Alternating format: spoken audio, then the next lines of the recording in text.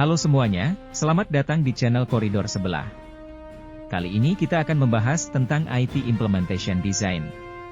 Kita akan membahas satu persatu, secara bertahap, mulai dari apa itu Implementation Design, tujuannya apa, tahapannya apa saja, hingga tantangan berikut tips implementasi dari sebuah sistem informasi yang baru dikembangkan. Nah, kita mulai dulu pembahasan tentang definisi atau apa itu IT Implementation Design.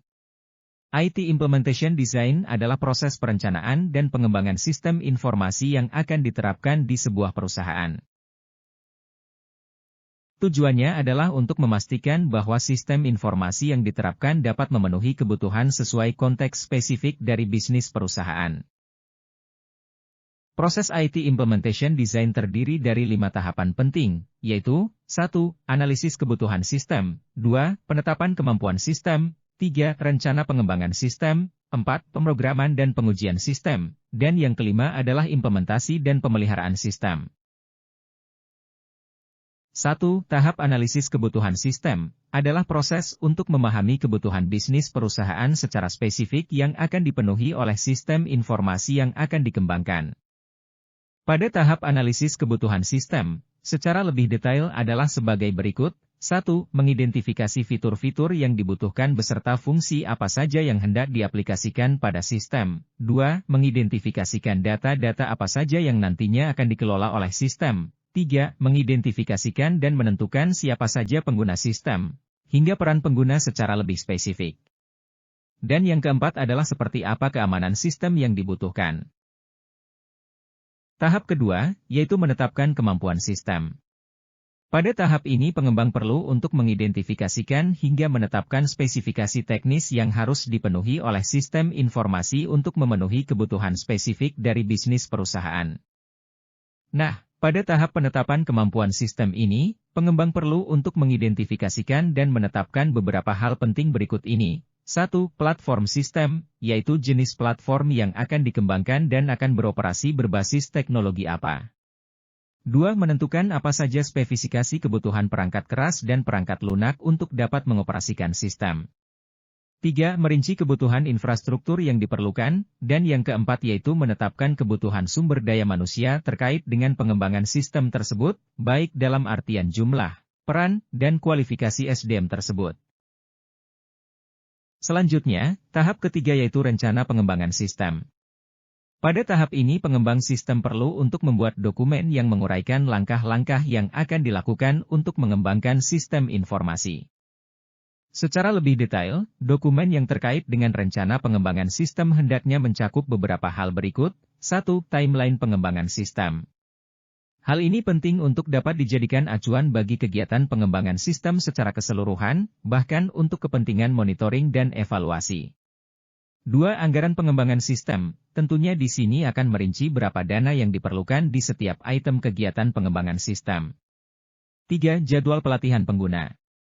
Pembekalan bagi para pengguna tentu harus menjadi salah satu prioritas utama dalam pengembangan sistem dan hal ini harus terencana sejak awal bahkan sebelum sistem dikembangkan.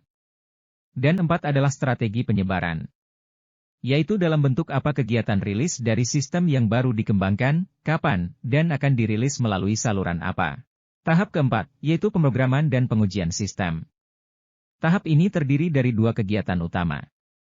1. Pemrograman, yaitu proses untuk membuat kode program yang akan menjalankan sistem informasi dan yang kedua adalah pengujian, yaitu proses untuk memastikan bahwa sistem informasi berfungsi dengan benar. Dan tahap terakhir atau yang kelima adalah implementasi dan pemeliharaan sistem. Implementasi di sini adalah proses untuk memasang atau menginstal sistem informasi ke dalam lingkungan organisasi atau perusahaan. Sedangkan kegiatan pemeliharaan yang dimaksudkan di sini adalah berbagai kegiatan sebagai bentuk upaya untuk memperbaiki serta meningkatkan kinerja sistem informasi yang telah dikembangkan. Berikut ini adalah beberapa tantangan yang mungkin dihadapi dalam pengembangan sistem informasi. 1. Kebutuhan bisnis yang berubah-ubah. Kebutuhan bisnis perusahaan dapat berubah seiring waktu. Oleh karena itu, penting untuk melakukan analisis kebutuhan sistem secara berkala. 2. Kesulitan dalam memahami kebutuhan pengguna. Pengguna mungkin tidak dapat menjelaskan kebutuhan mereka dengan jelas. Oleh karena itu, penting untuk melakukan wawancara dan observasi untuk memahami kebutuhan pengguna. 3. Kompleksitas sistem. Sistem informasi yang kompleks dapat lebih sulit untuk dikembangkan dan dipelihara. 4. Biaya pengembangan sistem yang tinggi. Pengembangan sistem informasi dapat membutuhkan biaya yang besar. Oleh karena itu, penting untuk membuat anggaran yang realistis. Nah, bagaimana sih cara menerapkan IT Implementation Design dalam dunia kerja? Berikut ini adalah beberapa tips yang perlu diperhatikan. Tips pertama yaitu pahami kebutuhan bisnis perusahaan dengan baik. Yang kedua, buat rencana pengembangan sistem yang detail. 3. Gunakan alat dan metode yang tepat. Yang keempat, libatkan pengguna dalam proses pengembangan. 5. Lakukan pengujian secara menyeluruh, dan yang keenam, lakukan dokumentasi yang memadai. Demikian pembahasan kita tentang IT Implementation Design kali ini. Jika kamu punya pertanyaan, silakan tulis di kolom komentar. Terima kasih sudah menonton dan tetap stay tune di channel Koridor Sebelah. Like and subscribe, sampai jumpa di video selanjutnya.